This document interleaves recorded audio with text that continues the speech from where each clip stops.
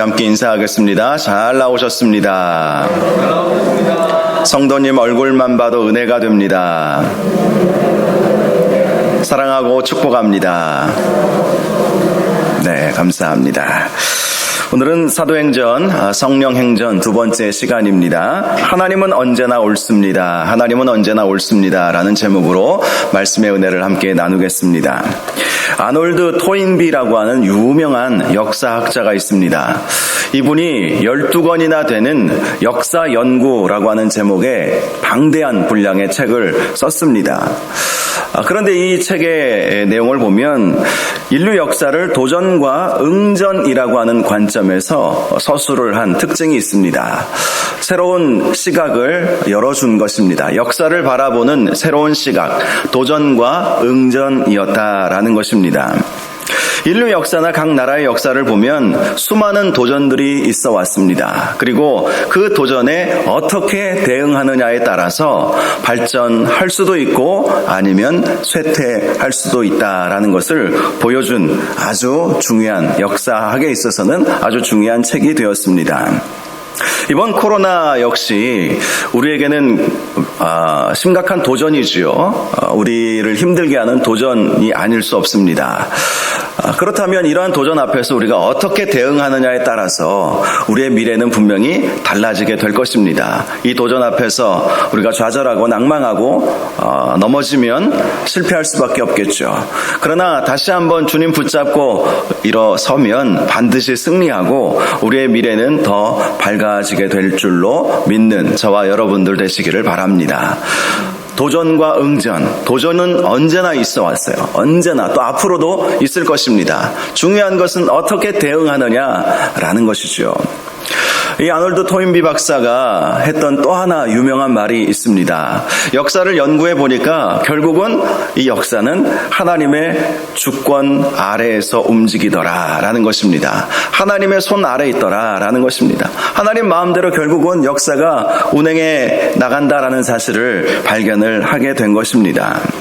사람이 하는 것 같지요. 사람이 도전에 응전하는 것 같지요. 그러나 결국 하나님께서 그 배후에서 역사하신다는 것입니다. 그러므로 우리가 항상 가져야 할 생각은 역사의 배후에서 역사를 주관하시는 하나님이 우리와 함께 하신다라는 사실이죠. 그래서 어떤 도전 앞에서 우리는 하나님을 붙잡는 것이 중요합니다. 결국 하나님의 손에 달려있는 것이기 때문에 아무리 심각한 도전과 위험이 온다 할지라도 하나님을 붙잡으면 반드시 승리하게 될 줄 믿으시기를 주님의 이름으로 축원합니다. 지난 금요일 새벽에도 잠시 말씀을 드렸는데요.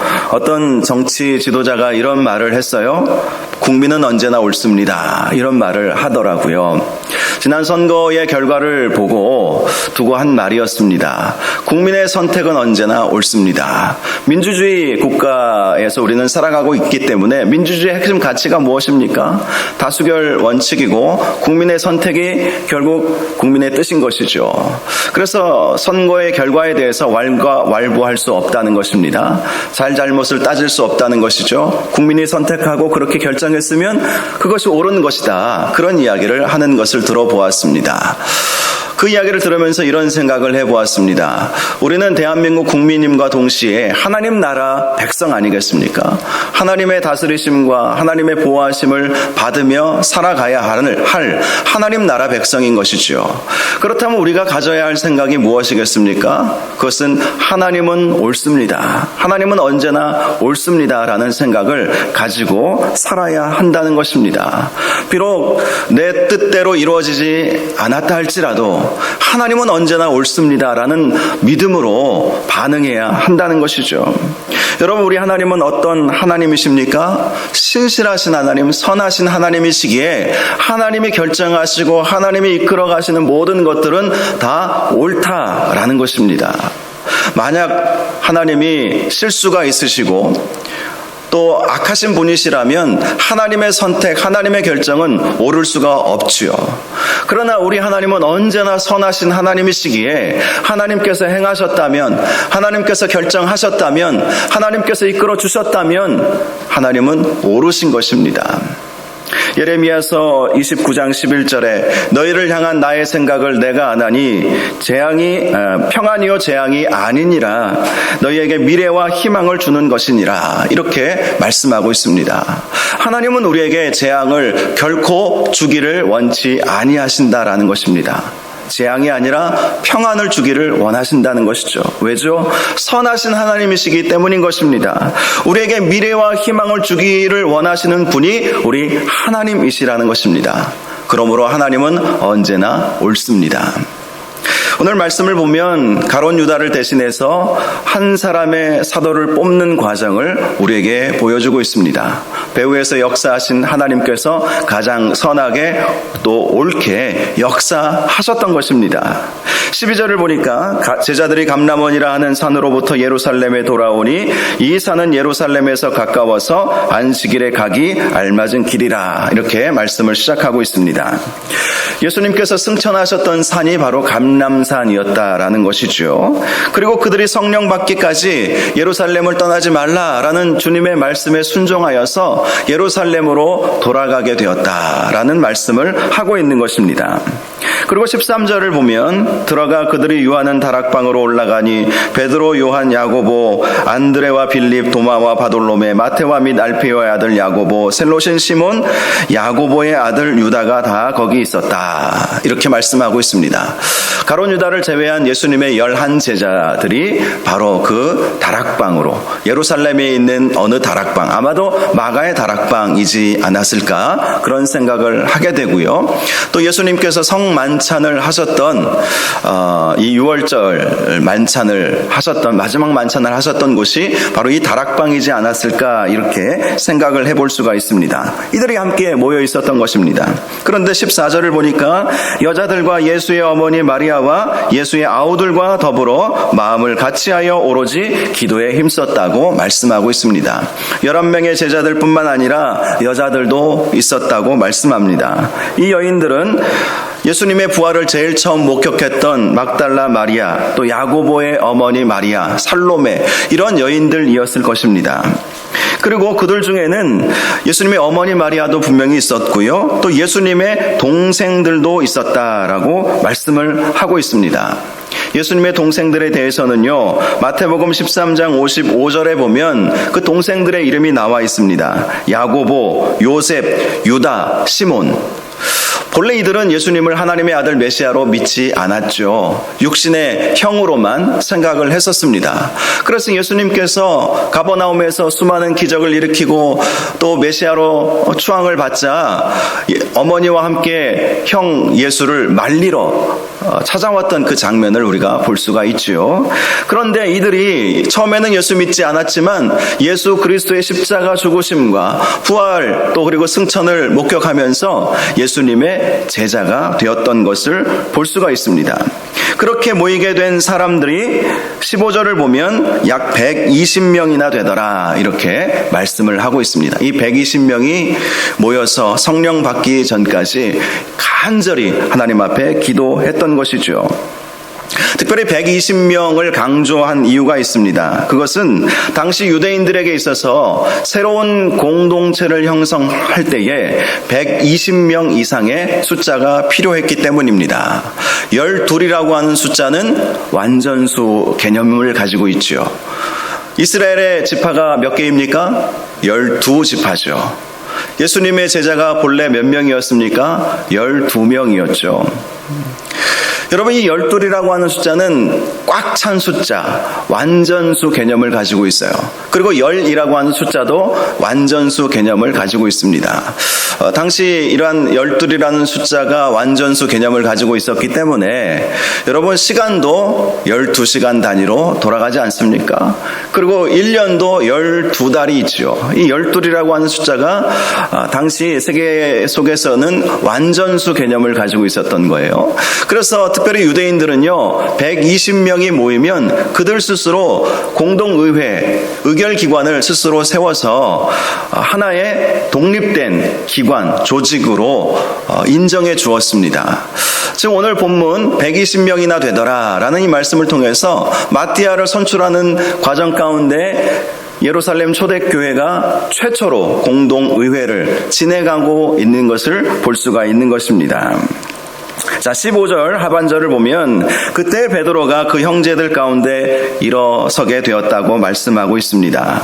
이 모임의 전체 진행을 지금 하고 있는 것이죠. 그리고 16절에서 22절까지의 말씀을 보면 당시 베드로가 제안했던 안건이 나오고 있습니다.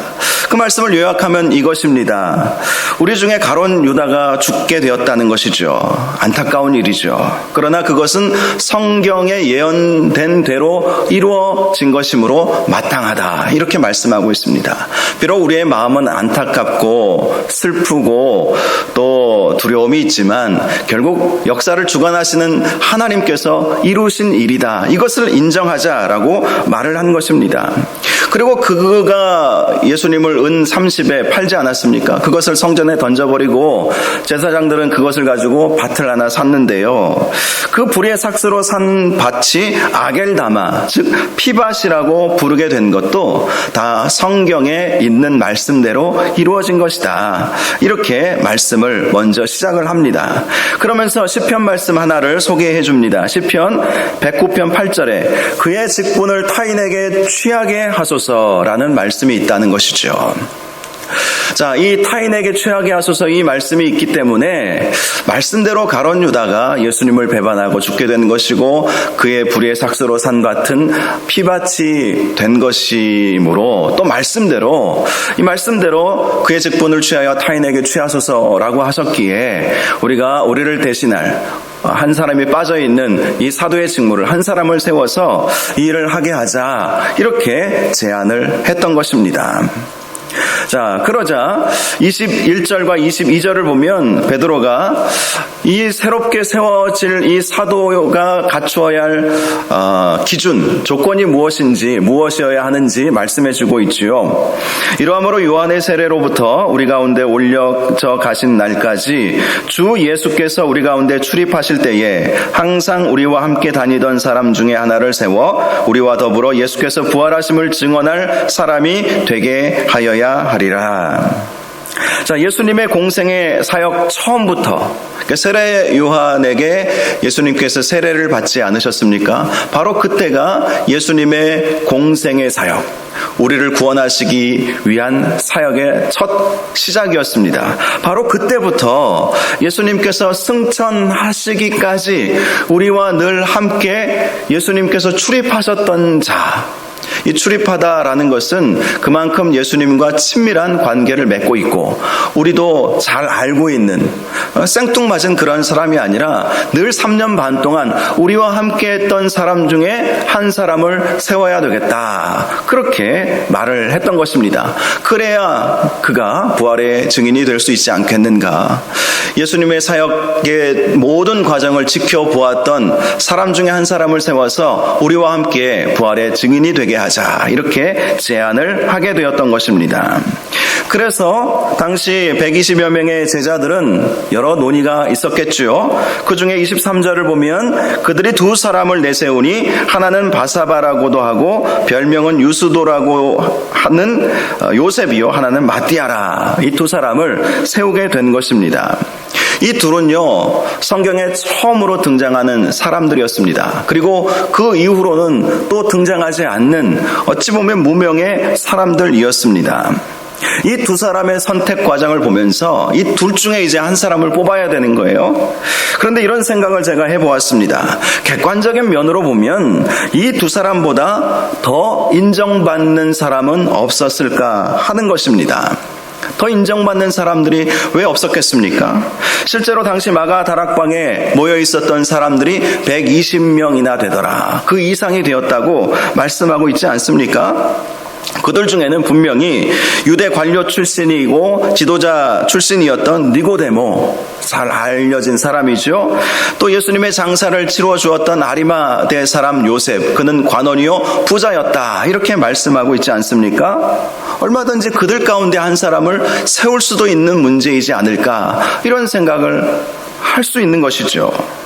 또 예수님의 동생들도 그 자리에 있었다고 말씀하고 있지 않습니까?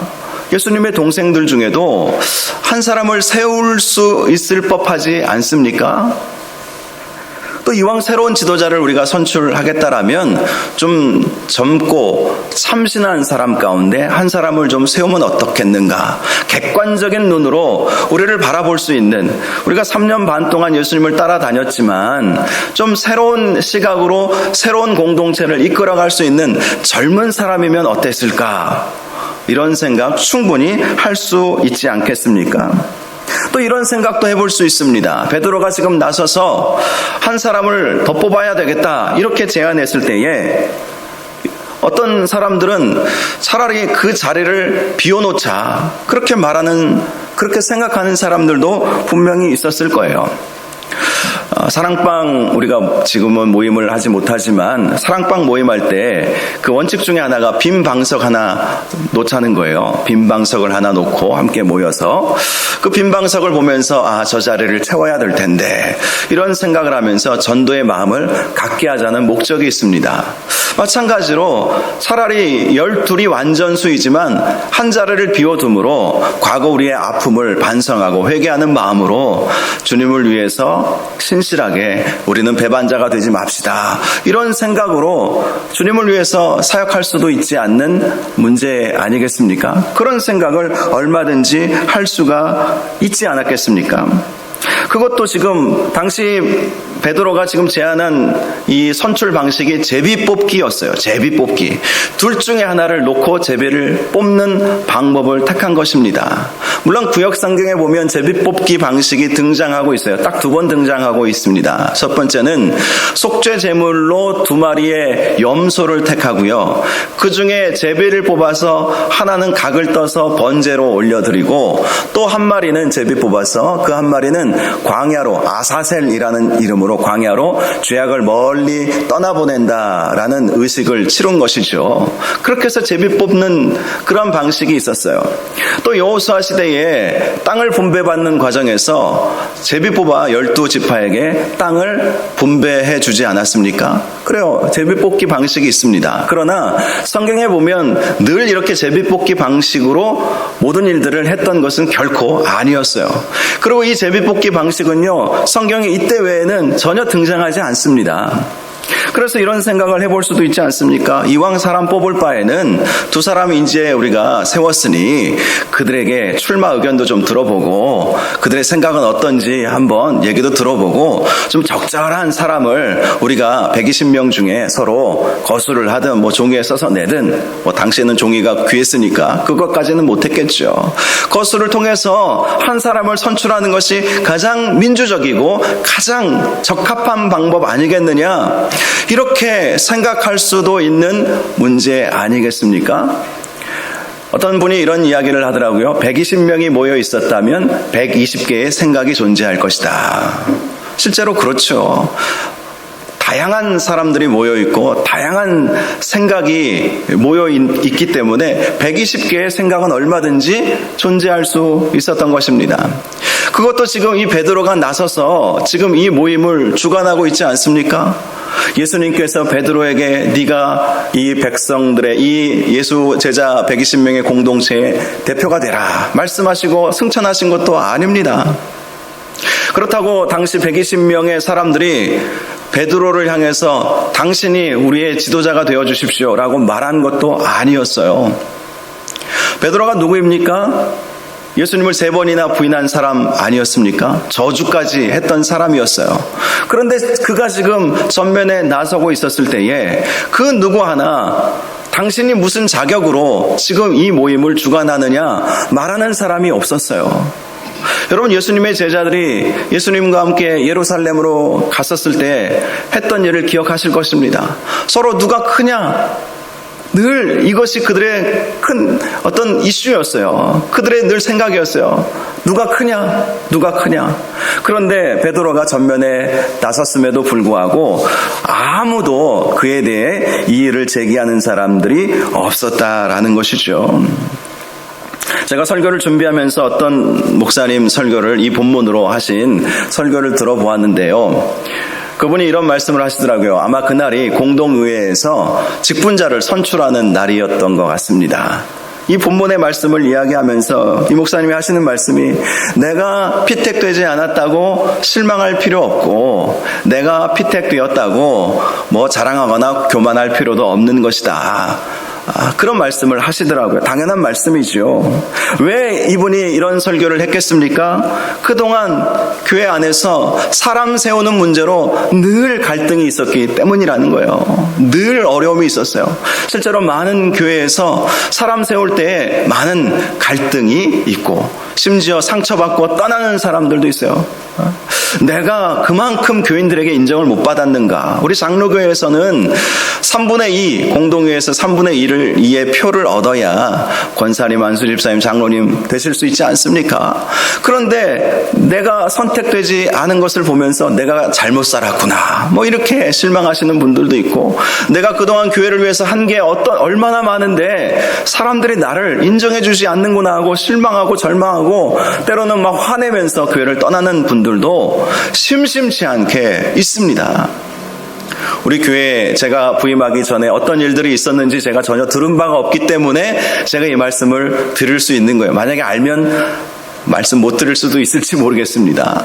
그건 우리 교회뿐만 아니라 많은 교회들이 사실 그렇거든요. 전에 섬겼던 교회도 워낙 대형 교회여서 또 사람 뽑는 거에 굉장히 신중했지만 제가 그 밑에서 성도들이 속상해하고 또 마음 아파하고 때로는 막 화도 내고 하는 그 모습 다 부목사들은 다 보지 않습니까? 왜 그런 일들이 큰 교회나 작은 교회나 없겠어요?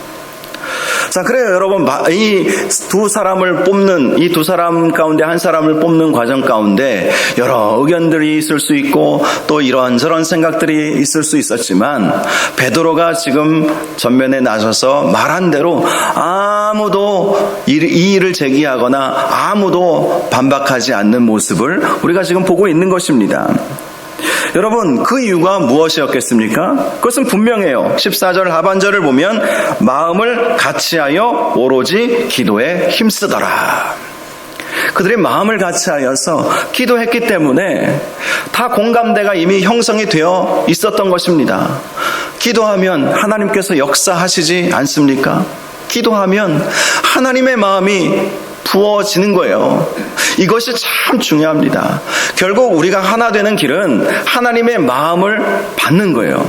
하나님의 어떤 마음을 갖고 계신지, 하나님의 생각은 무엇인지, 하나님은 언제나 옳습니다라는 마음과 믿음으로 하나님의 마음을 함께 받아야 한 마음이 될 수 있어요. 그리고 하나님의 마음을 함께 받으려면 함께 기도하는 방법밖에는 없습니다. 누가복음 24장 53절 말씀을 보면요, 예수님이 승천하신 이후에 제자들의 모습을 보여주고 있는데 늘 성전에서 하나님을 찬송하니라 이렇게 말씀하면서 누가복음 말씀을 딱 마치고 있는 것을 볼 수가 있습니다. 그 이후에 사도행전 기록을 또 누가가 쓰면서 승천의 과정을 다시 한번 설명해 주기는 했지만 누가복음의 마지막 말씀은 이 제자들이 예수 그리스도의 부활과 승천을 보고 늘 성전에서 하나님을 찬송했다는 것입니다.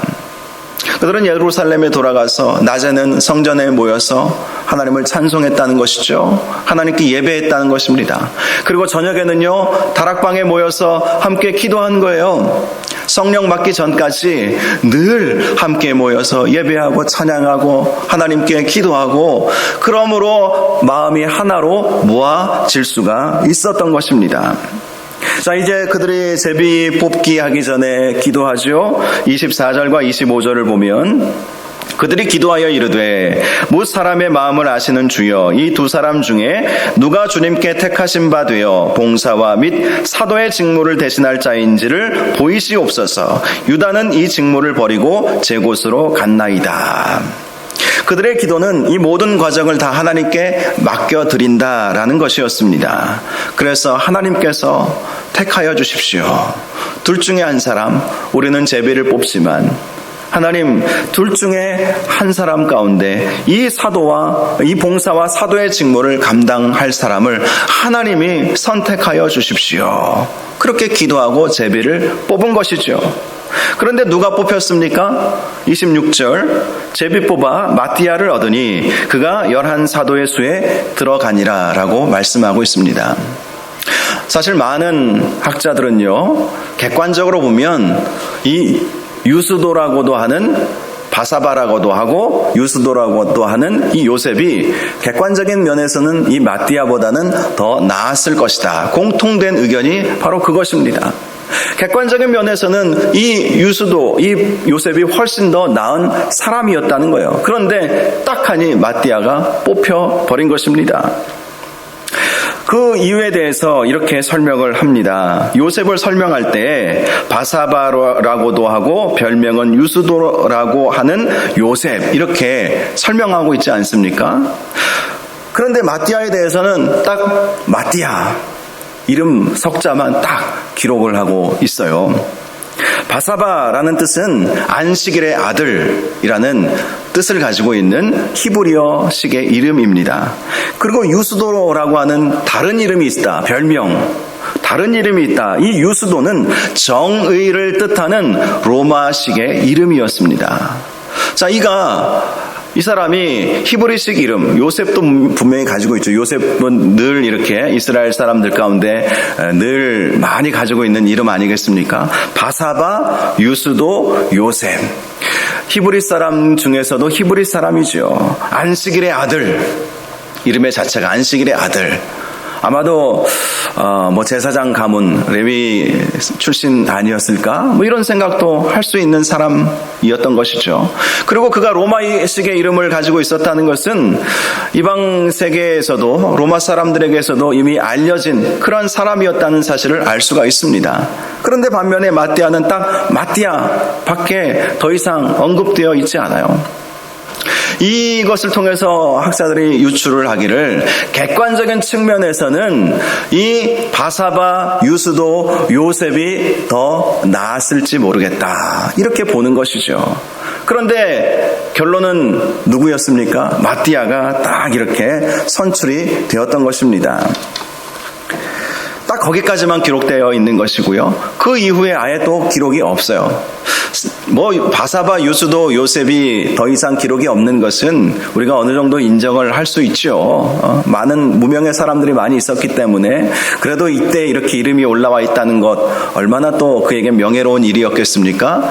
그런데 이 마띠아는 그래도 사도가 되었다면 그 이후에 좀 이 마띠아가 어떤 일을 했는지 좀 성경에 기록되어져 있으면 좀 우리가 마음을 좀 그래도 기쁨으로 받아들일 수 있겠는데 전혀 그 이후에는 마띠아는 등장하고 있지 않습니다. 한마디로 무명의 사람을 선출하게 되었다라는 것이죠. 이러한 마띠아의 선택이 주는 두 가지 교훈이 있습니다. 첫째는 우리도 마띠아처럼 알려지지 않았고 또 알려질 만한 그 어떤 일을 하지 않았을지라도 하나님께서 얼마든지 선택하실 수 있다는 것이죠. 마띠아가 무슨 유명한 사람도 아니었지 않습니까? 그렇다고 또 어떤 특별한 일을 해낸 사람도 아니지 않습니까? 그럼에도 불구하고 하나님께서 이 마띠아를 선택하셔서 12사도 안에 들어가도록 그렇게 해주신 거예요. 사실 저와 여러분들도 마찬가지입니다. 세상 사람들이 볼 때 또 우리 교회라고 하는 이 공동체 안에서도 또 한국교회 안에서도 우리가 그렇게 주목받거나 알려지지 않는다 할지라도 하나님께서 쓰심에 있어서는 아무런 문제가 되지 않는다는 거예요. 하나님께서 택하시고 쓰시겠다고 하시면 거기에 순종하면 되는 것입니다. 설령 마띠아의 선출이 잘못되었다라는 일각의 판단이 있을지라도 실제로 그런 판단, 그런 생각을 하는 분들도 성경학자들 가운데 있어요. 왜 그렇게 생각을 하냐면 바로 이때가 성령 받기 전이거든요. 성령 받기 전에 잘못된 결정을 내린 것이다. 이렇게 말하는 그러한 설교 또 학자들의 의견도 있습니다. 그러나 결코 그렇지 않습니다. 비록 오순절 성령 강림의 역사가 일어나기 전이라 할지라도 이들은 최선을 다해서 기도했어요. 성전에서 하나님을 찬양했어요. 예배했어요. 그리고 한 마음으로 한 사람을 선출했어요. 객관적인 면으로는 바사바, 유수도, 요셉이 더 나았지만 하나님께서 제비뽑아 한 사람을 선택했어요. 아무리 세상 사람들이 인정해주지 않는다 할지라도 얼마든지 하나님께서는 하나님의 방법대로 하나님이 원하시는 사람들을 하나님의 기준으로 선택하실 수 있다라는 것을 우리에게 보여준다는 것입니다. 저나 여러분이나 우리 교회나 유명한 교회, 또 유명한 성도, 유명하게 알려진 사람이 아니라 할지라도 아무런 문제가 되지 않는다는 사실을 믿으시기를 바랍니다. 중요한 것은 믿음으로 반응하는 거예요. 얼마든지 하나님께서 저와 여러분을 쓰실 수 있어요. 나이가 중요하지 않아요. 모세는 80세에 부름을 받았습니다. 아브라함은 75세에 부름을 받았어요. 그럼에도 신실하게 주의 말씀에 순종할 때에 하나님께서 그들을 쓰시지 않았습니까? 젊을 때에 부름받은 사람들도 있지 않습니까? 디모데는 젊은 나이에 부름을 받았어요. 하나님께서 그는 그 나름대로 또 쓰신 거예요. 다니엘 16살에 바벨론 포로로 끌려갔습니다. 그러나 처음부터 믿음의 모습으로 반응하지 않았습니까? 그래서 그가 80, 90이 될 때까지 이 이방인 나라에서 바벨론뿐만 아니라 페르시아에서도 귀하게 쓰임받을 수 있었습니다.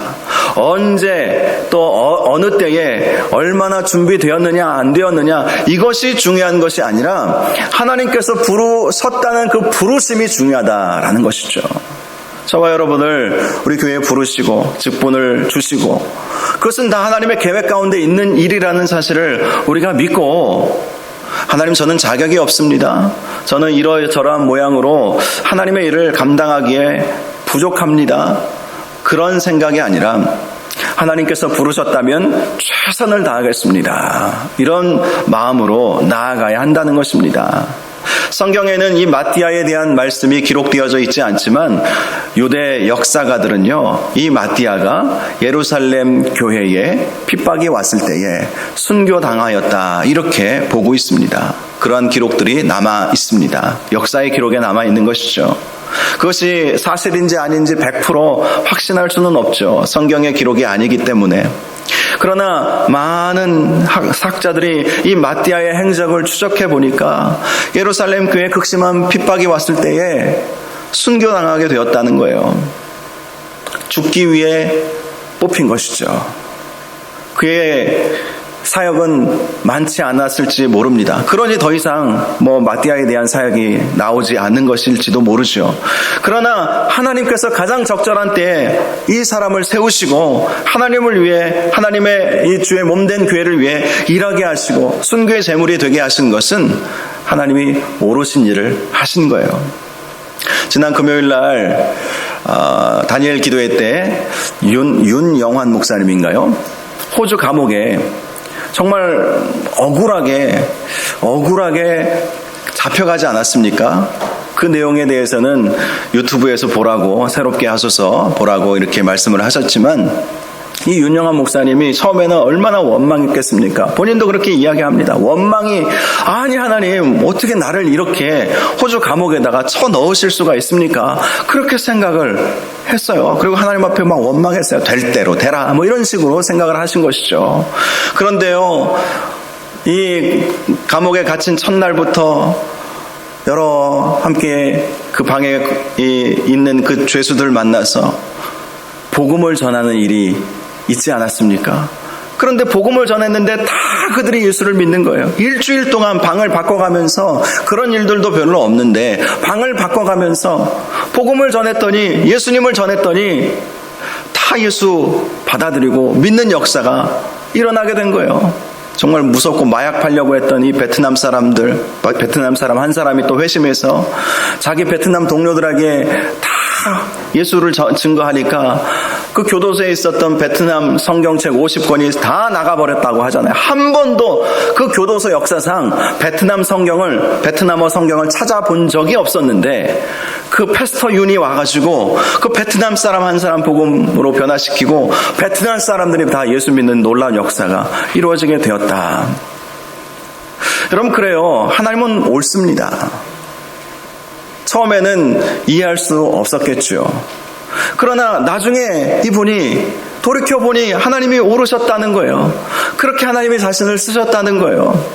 새롭게 하소서 수십 년의 역사상 4번 연거푸 나온 사람은 자기밖에 없다. 자랑 아닌 자랑을 하시던데요. 그래요. 하나님은 언제나 오르신 판단, 오르신 선택을 하시는 것이죠.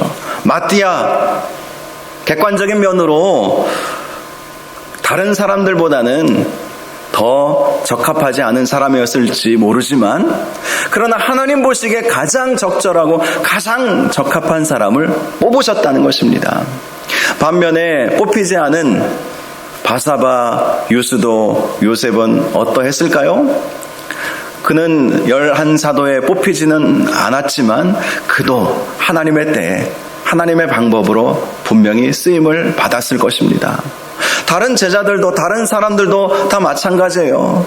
11사도를 뽑는 과정 가운데 얼마든지 후보로 오를 수 있었던 많은 사람들이 있지 않았겠습니까? 그런데 그들은 11사도의 수에 들어가지 못했어요. 그러나 성경의 역사, 특별히 사도행전과 사도 바울의 이 서신서들을 보면 뽑히지 않았어도 정말 훌륭하게 쓰임받은 사람들이 얼마나 많이 등장하는지 아십니까? 바나바는요, 정말 아주 인정받는 사람이죠. 위로자, 권면자, 성품도 아주 좋은 사람이었습니다. 뽑히지는 않았어요. 그런데 이 바나바는 사도 바울과 함께 이방 선교의 길을 열어내지 않았습니까? 그렇게 쓰임받은 거예요. 마가, 여러분, 마가도 제자는 아니었죠. 그런데 마가복음을 쓰지 않았습니까? 자신의 어머니가 다락방을 내주었어요. 마가는 젊은 때였습니다. 자신의 어머니가 다락방을 내주어서 그 다락방에서 제자들과 교제하기 시작한 거예요. 그러면서 마가복음을 기록하면서 이 마가도 제자는 아니었지만, 사도는 아니었지만 사도와 같이 쓰임을 받지 않았습니까? 예수님의 동생들 4명 중에 2명은요 사도로 그 수에 들어가지는 못했지만 예수님의 종, 하나님의 종이 되었어요. 그래서 야고보는요 야고보서를 썼습니다. 예수님의 동생 야고보는, 이 야고보서를 쓴 사람이 제자 야고보가 아니라 예수님의 동생 야고보가 야고보서를 쓴 거예요. 야고보서 1장 1절, 하나님과 주 예수 그리스도의 종 야고보는 흩어져 있는 12지파에게 문안하노라. 하나님과 예수 그리스도의 종이 된 것입니다. 12사도는 안 되었어도. 여러분, 유다서를 썼죠. 예수님의 동생 유다를 말하는 거예요. 유다서 1장 1절, 예수 그리스도의 종이요 야고보의 형제인 유다, 이렇게 말씀하고 있습니다. 예수님의 동생들도 자격은 있었어요. 사도가 될 수 있는 자격이 충분했습니다. 그런데 사도로 편입되지 않았어도 하나님의 종, 예수 그리스도의 종으로 신실하게 쓰임을 받았던 것입니다. 심지어 사도가 아니었음에도 불구하고 자칭 사도로 사람들이 볼 때에, 예수님께서 분명히 그를 사도로 임명해 주셨지만 사람들이 볼 때에 그 누구도 공동회에서 뽑은 적이 없어요. 누구죠? 사도 바울. 사도 바울도 당시에 사도 그 자리에 있지도 않았을 뿐만 아니라 핍박자이지 않았습니까? 그런데 그 사도 바울이 사도가 된 거예요. 예수님께서 그를 사도로 임명해 주신 거예요. 그에 대해서 많은 공격이 있었던 것은 사실입니다. 정말 저 사람이 사도가 맞느냐? 그런데 중요한 것은 예루살렘 교회와 12사도는 그를 사도로 인정해 주었다는 거예요. 심지어는요, 초대교회가 시간이 흐르면 흐를수록 더 많은 이 12사도 외에도 더 많은 사도들을 세웠다는 것도 우리가 볼 수가 있습니다. 그 대표적인 말씀이 로마서 16장 7절이에요. 내 친척이요 나와 함께 갇혔던 안드로니고와 유니아에게 문안하라. 그들은 사도들에게 존중이 여겨지고 또한 나보다 먼저 그리스도 안에 있는 자라. 이런 말씀이 있습니다. 이 말씀 가운데 유니아가 등장하죠. 이는 여성입니다. 그리고 사도들에게 존중이 여겨지고 라는 이 말씀은 사실 원문의 번역을 보면 사도들 중에서 탁월한 사람이었다, 이렇게 말씀하고 있는 거예요. 사도들 중에서 탁월하다. 한마디로 안드로니고와 유니아가 당시 초대교회 예루살렘 교회에서는 사도로 그렇게 공식적으로 인정은 받지 못하였지만 사도와 같은 직무를 감당했다라는 거예요. 특별히 여성 사도가 세워졌다는 거예요. 여성 안수를 주지 않는 우리 교단에서는 이 말씀 어떻게 해석해야 될지 모르겠지만, 그러나 여러분 구약의 선지자들도 여선지자들이 있지 않았습니까? 그래서 여성 교역자들도 필요한 것이죠. 여러분, 그래요.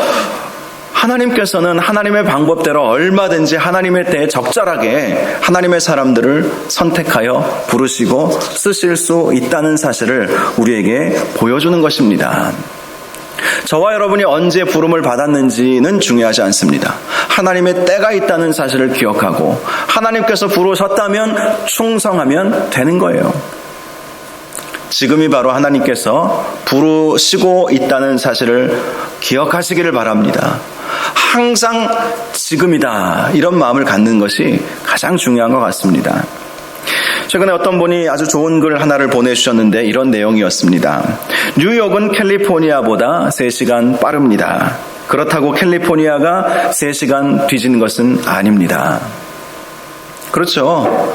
뉴욕이 더 빨라요. 해가 먼저 뜨기 때문에. 같은 미국 안에서도 3시간의 차이가 있어요. 뉴욕이 캘리포니아보다 3시간 빠르다고 3시간 빠르게 가는 것은 아니죠. 세상의 모든 사람들은 자기 자신의 시간대에서 일합니다. 누구는 빠르고 누구는 늦은 게 아닙니다. 모두 자기 자신의 경주를 자기 자신의 시간에 맞춰서 하고 있을 뿐입니다. 그들은 자신의 시간대에 있을 뿐이고 당신은 당신의 시간대에 있는 것 뿐입니다. 뉴욕이 캘리포니아보다 빠른 게 아닙니다. 그냥 모두 제 시간일 뿐입니다.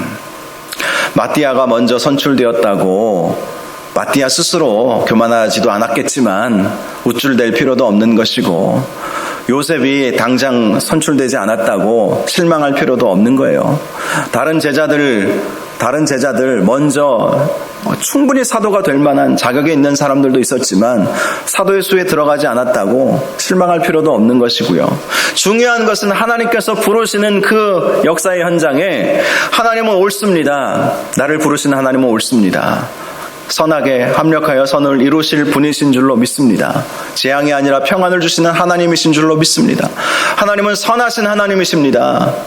그것을 믿고 하나님께서 우리를 부르셨을 때 순종하는 것이 중요한 것입니다. 이 사도행전은 바로 순종하는 성도들의 기록인 거예요. 하나님께서 부르셨을 때 성령의 음성에 민감하여서 성령의 음성을 따라서 순종하고 죽기까지 충성한 성도들의 모습, 제자들의 모습을 우리에게 보여주고 있습니다. 저와 여러분들이 바로 이러한 하나님의 부르심과 하나님의 말씀에 순종하시기를 바랍니다. 그러면 하나님은 저와 여러분을 통해서 반드시 선을 이루어 주실 것입니다. 저와 여러분이 하나님의 기쁨이 될 수 있기를 주님의 이름으로 축원합니다. 이 시간 우리 함께 나 주님의 기쁨 되기 원하네, 이 찬양 같이 부를 수 있기를 바랍니다. 우리는 정말 주님의 기쁨이 되어야 합니다. 하나님께서 부르셨다면 그 부르심은 가장 선한 것이고 하나님이 옳으신 판단을 하신 것이다. 객관적으로 내가 자격이 없다 할지라도 하나님의 부르심은 옳습니다. 하나님의 선택은 옳습니다. 하나님의 인도하심은 옳습니다. 그런 믿음으로 늘 우리가 주님의 기쁨이 되도록 우리가 힘써야 할 것입니다. 우리 함께 찬양하겠습니다.